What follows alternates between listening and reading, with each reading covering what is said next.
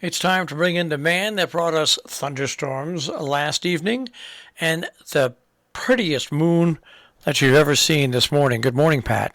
Hi, good morning. That's really great, but you didn't get to see the eclipse, did you? When was the eclipse? Last night at midnight. I probably could have seen it. But I'll tell you what, the moon was a beautiful orange. It was so bright and orange, you could see the craters and everything. It was beautiful. See that? Okay. Well, I got to see the full moon, but only briefly because I got up at 2:45. I didn't get to see the eclipse. I wasn't staying up to see it. Yeah. I just wasn't. There's too much going on. I have a lot of work to sort out. Um, let's talk about the risks of severe thunderstorms. Okay. Okay. Now, the Severe Storm Center, their only purpose is to examine the weather from coast to coast and figure out what areas could have severe weather. And when it comes to thunderstorms and tornadoes, they have different risks. Okay, so there are actually five. So the first one is called a marginal risk. Isolated severe thunderstorms, limited in duration and or coverage and in intensity. Then we go to level two, slight risk. Scattered severe thunderstorms, short-lived and are not widespread, isolated intense storms are possible. Then we go to three, level three, enhanced. Numerous severe storms possible, more persistent and or widespread and a few intense. Moderate, widespread severe storms, long-lived, widespread and intense. And the last category is five, is high. Widespread severe storms, long-lived, very widespread, and especially intense. Well, we are under an enhanced risk. Number three, Wow. numerous severe storms, more persistent and or widespread, and a few intense. And with that also comes the possibility of tornadic activity. And this is all due to a cold front in Ohio. So a partly sunny day, it'll be humid, late showers, gusty to severe thunderstorms. This would be anytime after 2 o'clock.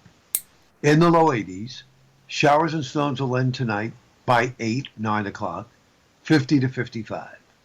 Partly cloudy and breezy Tuesday, a much nicer day, mid-70s. Sunny and breezy Wednesday, mid-70s. Cloudy Thursday, probably going to bring in some showers, low 70s, and then it's going to get hazy and more humid back into the 80s on Friday. Chance of going to 90 on Saturday. So it looks like we're getting ready for Memorial Day with a blast of summer. Well, you never could tell because what's hot this weekend could be just the opposite next weekend. Because, again, the indication is, from what I could tell, that something tropical is going to come into the Gulf of Mexico. And if our America model, the GFS, is correct, it could easily become a hurricane and threaten the Gulf Coast. That'll be next week. And you know as well as I do, if they hit the Gulf Coast, we have to worry because depending on where they hit, it could, indirectly affect us.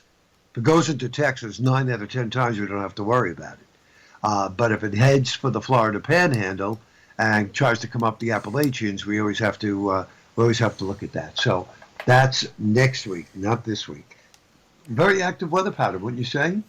Out of the blue. Well, we've had weird weather pattern all spring long. Spring has been cockamamie. Really has. That's a good word for it. It just you couldn't say March came in like a lion or lamb.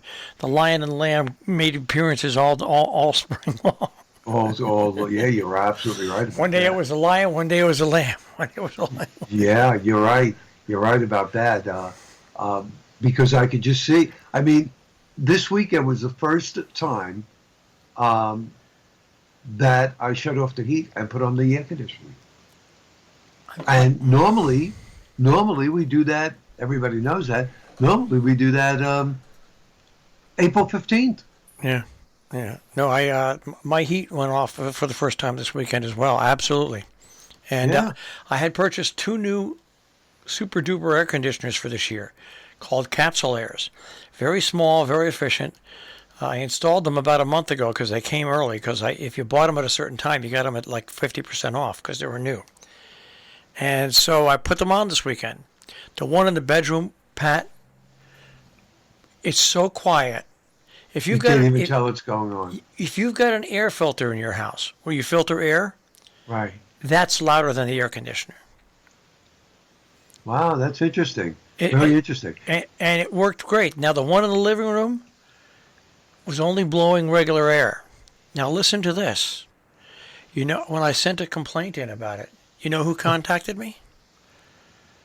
No, no. The co-founder of the company. Wow. And we emailed back and forth, and they're sending me out a brand new air conditioner. It should go out today. I should get it by Wednesday or Thursday.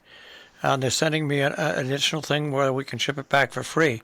How about that? The co-founder of the company apologized because the service department didn't get back to me after my first email.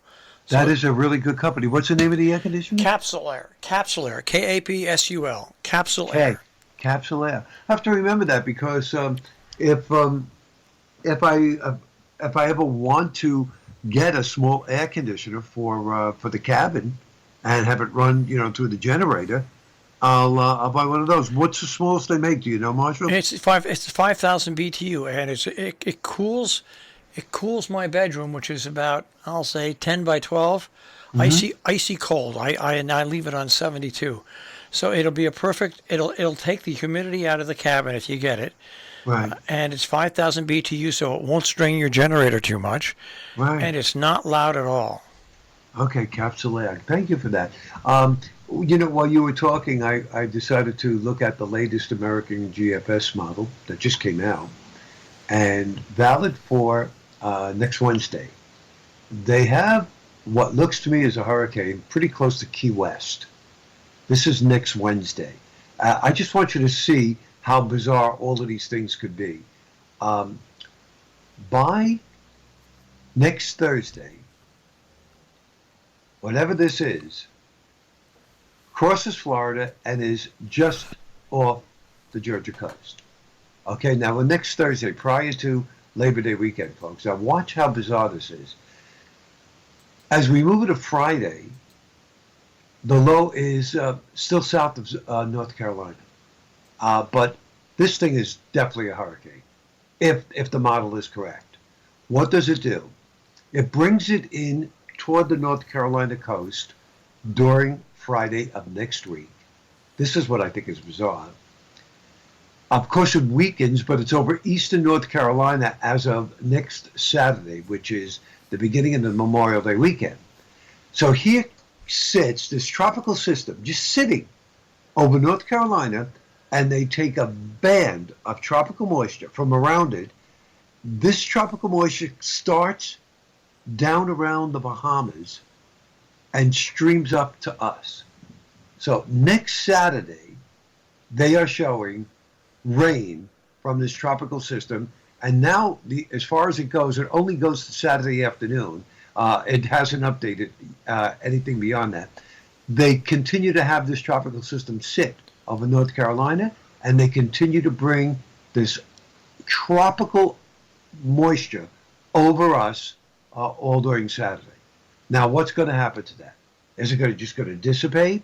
Is it going to continue to linger through the Memorial Day weekend? I don't know, but it certainly is going to have to need some attention. That's the way I look at that, because the model's been doing it since last week, and I really didn't pay it any mind because it's 2 weeks out, or over 2 weeks out. But they insisted on it all weekend, and now they're still insisting on it today. So the model is definitely onto something. Well, tropical moisture. Yeah.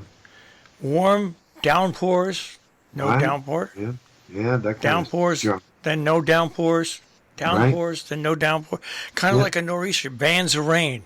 Bands of rain. right, Well, making we'll see it what impossible to plan your outdoor activities. We'll see what happens. We'll see what happens, yeah. Right. Because, there was other modeling that said that things were going to clear up in time for the Memorial Day weekend and it was going to get hot.